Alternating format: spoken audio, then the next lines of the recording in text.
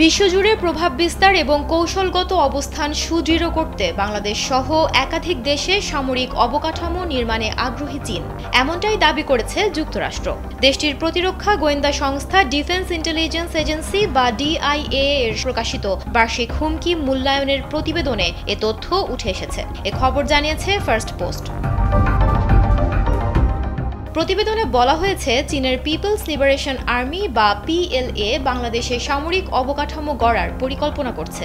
শুধুমাত্র বাংলাদেশ নয়, এ তালিকায় থাইল্যান্ড, ইন্দোনেশিয়া, শ্রীলঙ্কা সহ প্রায় 20টি দেশের নাম আছে। ডিআইএর দাবি, যুক্তরাষ্ট্রের কৌশলগত প্রভাব ও সামরিক উপস্থিতির পাল্টা জবাবে চীন তার বৈশ্বিক সামরিক সক্ষমতা বাড়ানোর লক্ষ্যে এগোচ্ছে। স্যান্ডেলিনা সো, রূপচর্চায় আভিজাত্য। চীনের দীর্ঘমেয়াদী লক্ষ্য হল পূর্ব এশিয়ার প্রধান শক্তি হিসেবে আবির্ভূত হওয়া এবং যুক্তরাষ্ট্রের সঙ্গে বৈশ্বিক নেতৃত্বে প্রতিদ্বন্দ্বিতা করা।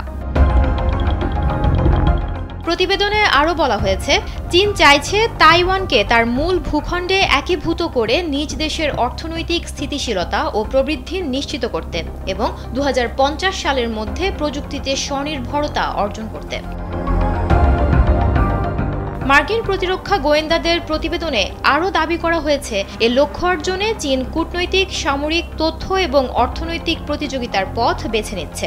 মার্কিন সংস্থাটির ভাষ্যমতে, চীনা প্রেসিডেন্ট শি জিনপিং তার দেশকে ইন্দো প্যাসিফিক অঞ্চলে এবং তার বাইরেও যুক্তরাষ্ট্র ও তার মিত্রদের সঙ্গে সমানভাবে প্রতিদ্বন্দ্বিতার জন্য প্রস্তুত করছে। এছাড়া চীন যুক্তরাষ্ট্রের সামরিক জোট ও মিত্রদের মধ্যে আস্থা ও জনপ্রিয়তা দুর্বল করার দিকেও নজর দিচ্ছে। বেইজিং সতর্কভাবে ওয়াশিংটনের কৌশলগত নীতিগুলোর পরিবর্তন পর্যবেক্ষণ করছে এবং এমন পদক্ষেপের প্রস্তুতি নিচ্ছে যা তাদের স্বার্থের বিরুদ্ধে গেলে তা প্রতিহত করতে সক্ষম হবে।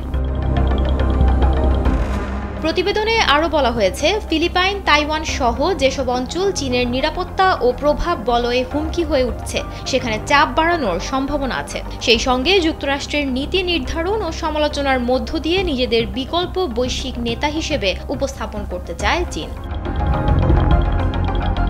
সুমনা মুস্তফা, কালবেলা।